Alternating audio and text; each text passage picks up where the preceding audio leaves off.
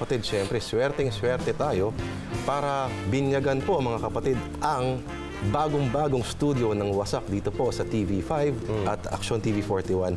Ang isa sa mga pinakahinahanga ang direktor ng makabagong henerasyon ng pelikulang Pilipino, mga kapatid, Brillante Mac Mendoza. Maganda. Direk, salamat. Ganda ng studio natin, para tayong actor studio, no? At bagay na bagay nga si Direk dito. Di ba kayo napapagod, Direk D? Sa kakabiyahe nyo? Hindi naman. Siyempre, kahit paano, pag nasanay ka na sa kakabiyahe, ganyan, okay lang. Kasi parang fulfilled ka naman kahit paano pagdating mo doon. Kaya lang, wag lang yung madalas na madalas kasi mahirap din yung nasa... Napapagod din, no? Direk, 16 films since 2005. Tama ba? More or less, ganun. More or less. Bilis, no? Grabe ka yung output mo, Hindi yun biro. Tapos award-winning sa lahat, di ba? Karamihan na, award-winning.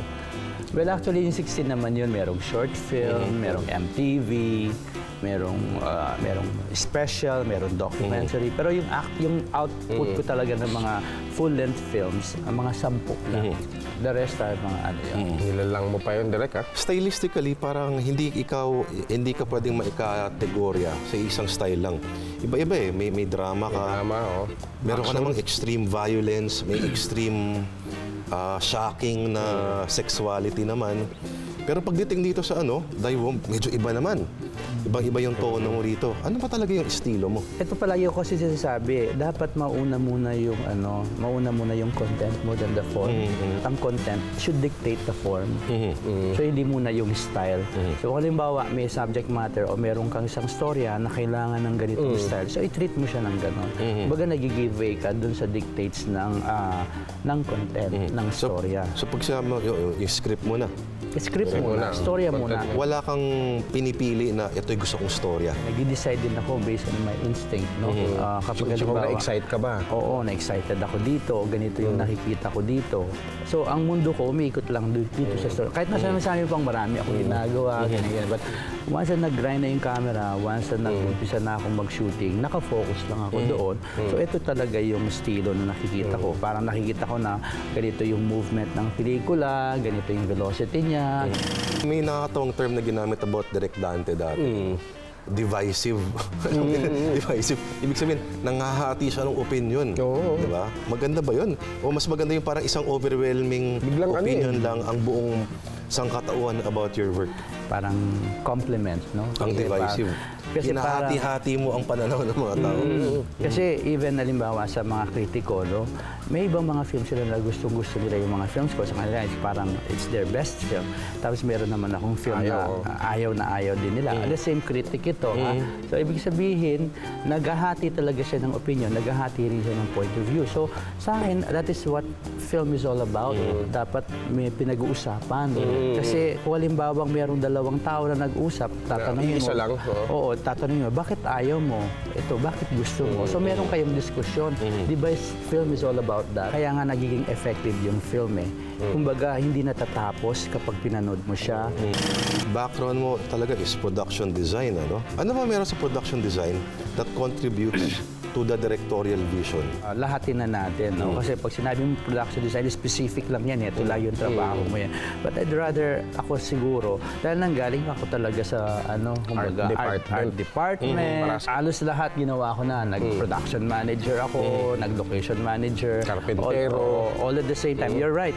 In fact nga, nung unang nag-a-apply ako as art director kay Don Escudero, the late Don Escudero, sabi niya ganun, wala kaming art director pero meron kami ditong karpintero. Hindi ka naman marunong magpukpok.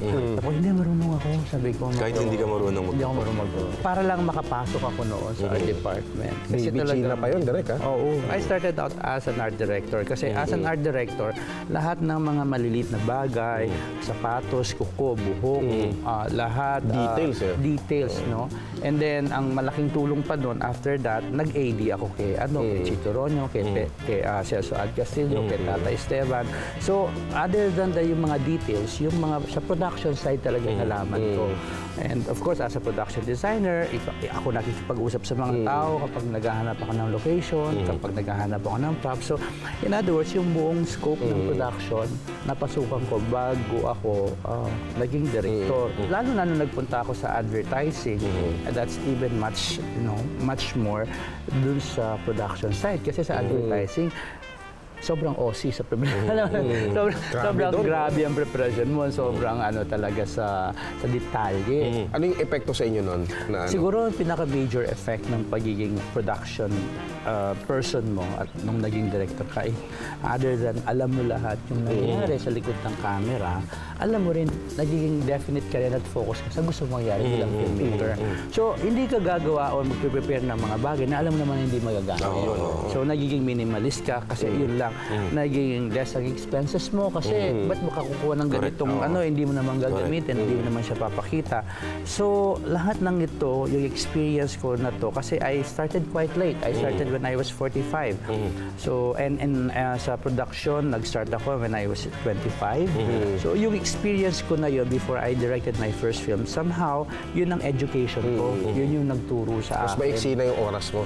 Mas pag nag-shoot. Pag nag-shoot, Mas maiksi na kasi pag PD ka, ikaw yung pagod eh. Tsaka matagal siyang AD. Ang bottom line, mga kapatid, June. This man, hindi siya yung from out of nowhere lang na nag-spring out. Biglang naging director na lang. He has paid his dues. Ika nga, yung tagal-tagal na talagang the slow burn At saka towards... siya yung nagpasikat kay Coco Martin. Oo nga. Di ba?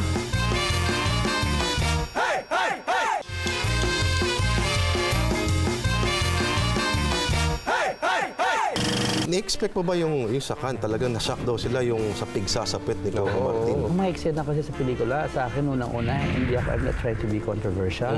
Hindi ako nagpapaka-shock para lang mapansin ang pelikula. Kung tutuusin, wala ba sa kultura natin ang pigsa? Sino dito ang hindi nagkapigsa? Ako nagkapigsa ako at one point, di ba? Pero ikaw, wala kayo ng pigsa. Change topic tayo na. Hindi, what I'm saying is yun nasa kultura na generally ng mga Pilipino, di ba? At lalo na kapag nagtatrabaho sa ganung mga lugar, nandoon ka sa mga... Si Mercedes, direct, paano nyo nakuha yung si Mercedes? Si Mercedes naman, nung nag-audition siya, parang kailangan ko lang yung pwedeng magpakita ng magkubad. So, sabi, okay naman daw, walang problema. So, yun lang, ganun lang. Tapos plus factor na yung magaling pala siyang umarte, no? Oo, at saka unang-una, wala naman kaming script, no? So, hindi namin siya... May script kami, pero hindi ko binibigay sa mga artista ko yung script. Kaya, Spontaneous lang doon. In-expect mo ba si Coco Martin magiging superstar? siguro hindi naman siya parang ganito kalaki. Kasi ngayon parang medyo sobrang na siya, no? Sobrang mainstream na siya. During those times, gusto lang niya magkaroon siya ng isang TV show. Magaling siya, but other than magaling kasi, maganda ang ugali niya. Mabuti siyang tao. So, siguro yun yung isa sa Kaya mga parang di ako factor. sumisikat, no? Hindi ka kasi mabuting tao. No, 45 ka nag-start. So, in theory, late bloomer ka nga. Matatawag kang late bloomer, ano? Pero, you think it was worth the wait? It was worth everything. Parang, do you think you should have started earlier pa? No. Siyempre, pag bata-bata ka, fresh graduate ka, napaka-full of idealism ka, napaka-passionate mo sa gusto mong mangyari. At that time, sabi ko, gusto kong maging direktor. Kaya gusto kong makatrabaho lahat ng mga sikat na artista. Gusto kong, akong pinakabatang direktor. Kasi fresh graduate ka, so wala pang, wala pang 21 years old na direktor. Mabuti na lang hindi nangyari lahat ng mga yun. Kasi, siguro iba ang nangyari sa akin noon, ibang naging So, lahat talaga... Sa mga real Baka films. mag-disillusion ka parang maaga. Baka even worse, baka gumawa ako ng mga, alam mo, yung mga pelikula no, na... Yung may sumasayaw sa beach. Hindi lang yon yung mga pelikulang medyo, ang mga... Seiko Films, no? Ano yung huling pelikula pinanood mo sa sinehan? Lamis. Dinis, nagustuhan mo? Okay siya. Okay lang. Ano yung huling pinanood mo sa DVD naman? Pacquiao documentary. Bakit? Ang ganda ng tao niya. Curious ako bakit. May gagawin kasi ako. Kaya rin pala kayo nakaganyan, Rekdi, no? Oo. Aganda ko, hindi pa Ano yung isang pelikulang pinapanood mo if you want to feel good about the world? Gusto ko yung mga trabaho ng mga Dardenne Brothers. They're mga Belgian filmmakers. So, very inspiring ang trabaho nila. Simple yung storytelling, pero naglalast sa utak mo sa yung mga kwento nila. Sa Filipino naman po, sino yung director na gusto nyo? Ang nirerespeto kong director sa mga alternative cinema ay si Lav Diaz. Pag siya in-interview mo dito, isang word lang sasabihin niya, tapos na show. Oo, Oo, ganda nun. guilty pleasure na pelikula na pag nakita namin sa DVD collection mo, matatawa kami na, ganito ka pala.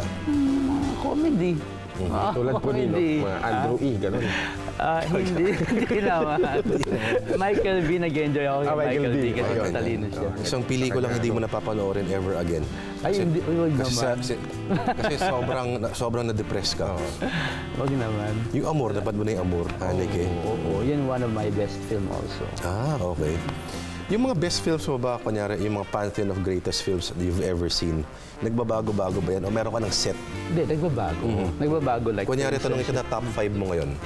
Top 5 ko ngayon yung 4 months, 3 weeks, 2 days.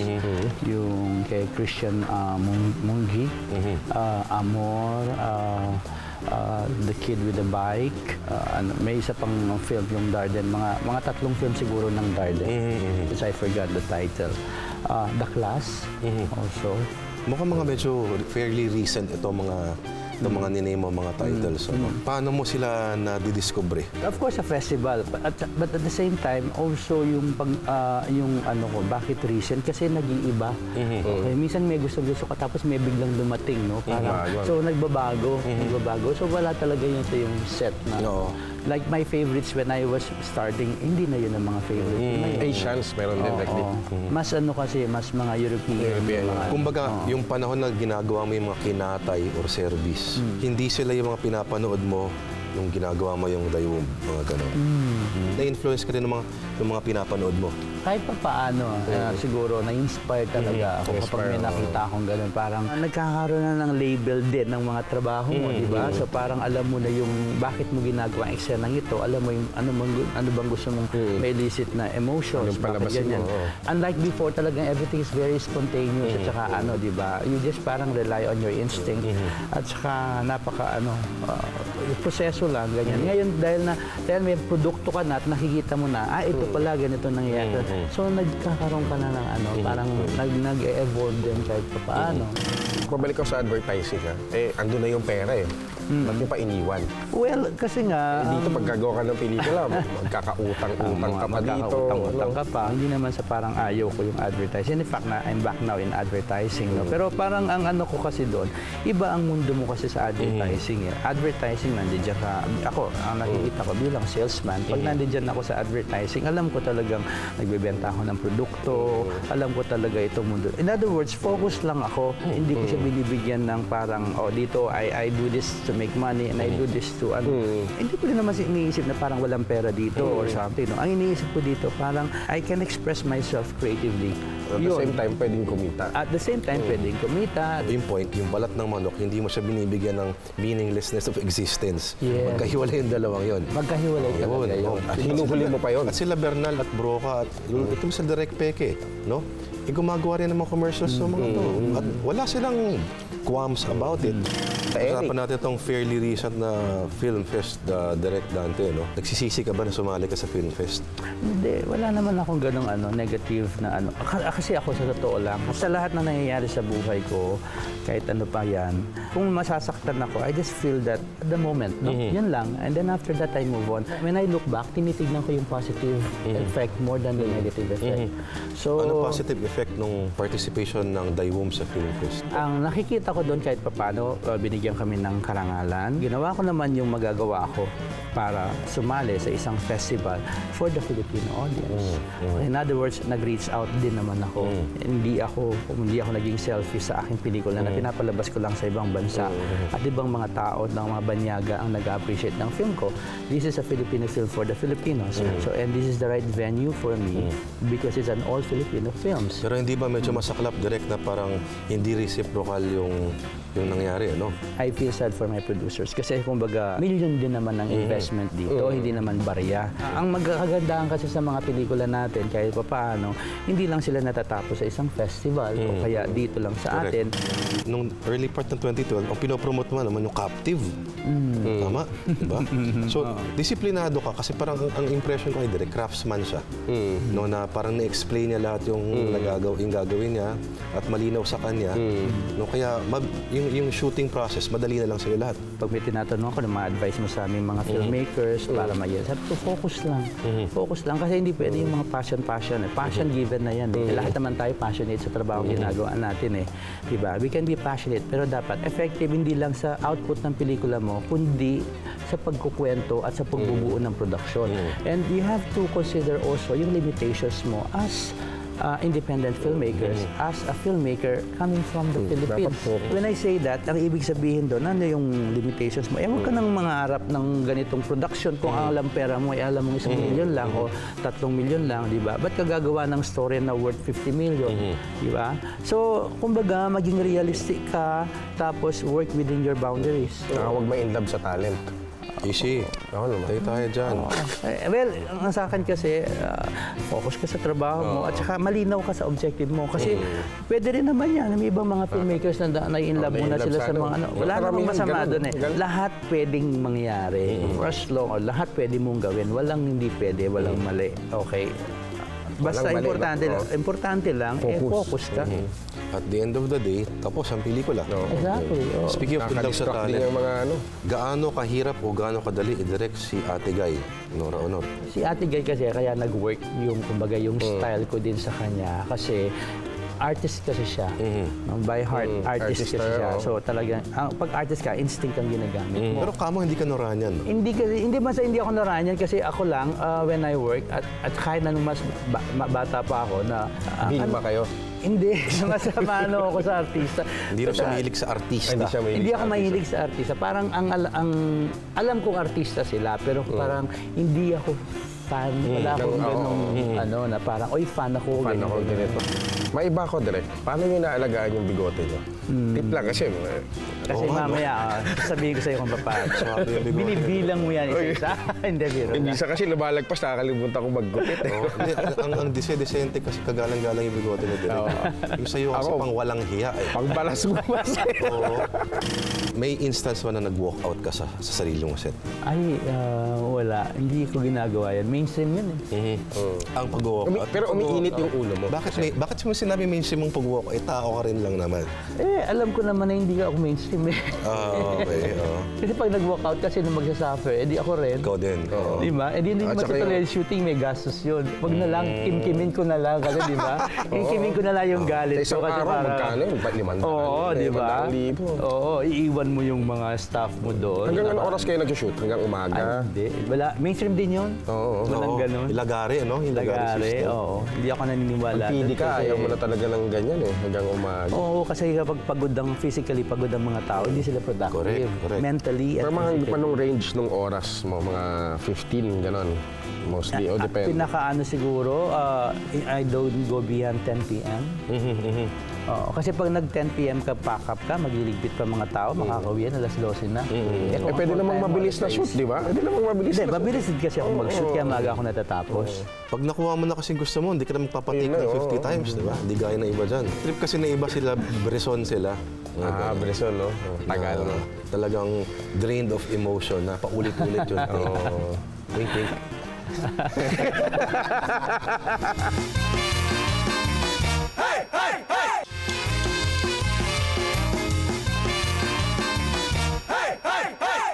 Ano yung normally nagpapainit ng ulo sa'yo sa isang set? Ay, kapag ang mga staff ko, hindi sila prepared. Okay. Kasi ako alam mo, prepared. galing ka ron, di ba? At saka dahil hindi ako nagkukulang sa paalala, hindi ako nagkukulang sa pre-pod. Kaya nga mahaba ang aking preparasyon. Okay. Months of preparation kaya. Yun din disiplina yung nakuha ko sa advertising. Na kapag talaga, detalye ako at saka malinaw ako. Malinaw ako sa mga sinasabi ko, sa instruction ko. And I make sure na yung bawat department may ano yan. Grabe ka. Oo. Paano ka Director nakapag- ka na PM mode ka pa rin. PM mode Paano talaga ka ako. Hindi mo nakapag-adjust, pagkain, tinitingnan ko yung Wow, ano, wow, tinitignan ko yung breakfast, tinitignan ko yung lunch, tinitignan ko yung dinner. Sabi ko, huwag kang magpapakain nito. Nagpakain ka pa lang ng isda kahapon, magpapakain ka naman ng isda Grabe ngayon. ka. At saka nagki-catering siya sa advertising eh. Grabe Kaya nga, ka. production. Micromanager ka talaga. Pero Hindi na ako lasing. paano yung shifting mo nun from advertising na may budget at saka yung nagsarili ka na ng ano? Hindi, Kasi basta- doon, kahit anong ilaw. Hindi, pwede basta yun na nga, you have to work within your limitations and within your boundaries. Alam kong walang ilaw dito, ba't ka pa mag-night effect na pagka-laki-laki ng mga ilaw, di ba? Eh, tapusin mo siya hanggang day effect para ano, di ba? Ngayon, kung gusto mong night effect, katulad ng captive, no? Sabi ko, paano tayo magdadala ng mga ganitong ganitong ilaw sa gubat. sa gubat? Generator, At saka ang unang consideration ko, ayoko ng fake na lighting. Kasi wala namang nakakapasok na ilaw ng di ba, sa gubat. So sabi ko, so hindi pwede yan. So kinausap ko yung DOP ko. So sabi ko, mag-shoot tayo ng night effect pagdating ng alas 4 hanggang alas 5 kapag medyo madilim-dilim na. At iti-tweak ko na lang yan pagdating sa post. Ganda. So, Parang yun. ano, So, gabi pa rin ang itsura magic niya. magic.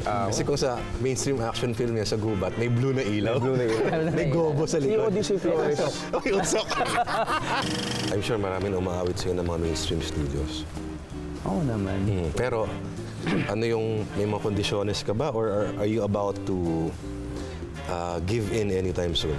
Hindi naman. Depende rin siguro sa project at saka siguro Storya. sa storya at saka masaya ako sa ginagawa ko ngayon. So parang hindi ko pa siya pwede iwan at saka i-compromise yung ginagawa ko ngayon. So, ayaw mo makipagkulitan kay Malu Santos o Mother Lily, mga ganyan. Hindi naman. Okay lang.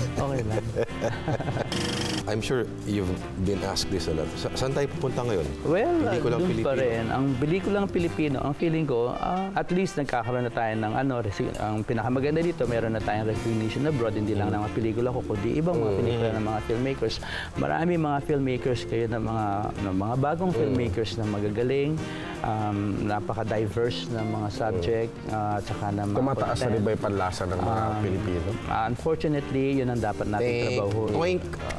Yun ang ating dapat trabahuhin, no? Kasi hindi dahil sa, gusto ko rin i-correct yun, no? Hindi dahil sa mababa ang panlasa ng Pilipino. Kasi sa totoo lang, kahit naman sa ibang bansa, kahit naman sa Meron din ganun, eh, no? Hollywood mainstream pa rin naman talaga ang namamayagpag. Ang kagandahan lang doon, ang kaibahan doon, halimbawa, sabihin natin France, no?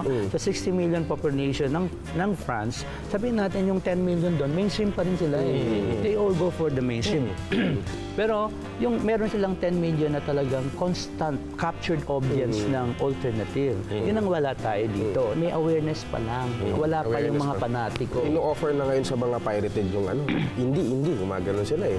Indie. Oh, but Pagtingin that mo, bold na lang yung mga indie. No, but it's not Na an Pilipino. indication. No, it's not an indication that indie is will gonna take over mainstream. Okay, let's once and for all, let's put this straight. Indie will never take over mainstream. It will always be the mainstream, and the audience will always go for the mainstream. Yes, yes. And it's a fact. At hindi kahit na many years from now, kahit in the coming generation, kasi kahit na tumataas ang panlasa natin sa indie, nagkakaroon tayo Hindi ng pala siya. ng taste for this kind of cinema. Dumarami rin naman ang mainstream. Lalo-lalo na ngayon sa ating sa technology ngayon, sa generation ngayon. Ang mga bata multitasking, maliit ang kanilang attention span. So they do 5 different Isda things sila at the ngayon, same eh. time. So ginagawa nila ito na distract na madali silang ma-distract. Ang independent kailangan focus. Pag nanonood ka, kailangan 'yon. So ang dami mong the technology, yung generation ngayon ng mga bata, yung generation gap din ng mga bata. May ginagawa pala kayo na bago na namang pelikula, no? Na may kinalaman daw sa itong mga copyright issues, mga ganyan. At the same time, may elemento ng kulam at folk mysticism. Napaka-interesting na blend naman ito. Copywriting at saka folk, ha? Oo. Galing nun, ha? May working title ka na direct. Sapi. Sapi. Sapi, no? Matindi yan. Sinapian. Direk di, kapampangan kayo, so masarap magaling din kayo magluto. Hindi ako magaling magluto eh. Mga kapatid ko lalaki marunong mag. Pero ako kumakain lang talaga. Wala akong oras eh. Naman, busy to si Direk. Eh. Kasi yung pagluluto, parang din yan, parang pelikula din, hindi ka pwede nagmamadali. May Depende, kung si libog Mother din Lily dapat. producer mo, magmamadali ka talaga. Maraming salamat. Thank you so much. Mga bayaw, Brillante Mendoza, Thank ang you. ating malupit na director. Maraming salamat. Congrats, Direk, ha? Masabi mo sa ilaw natin. Ganda. Wasak! What's up?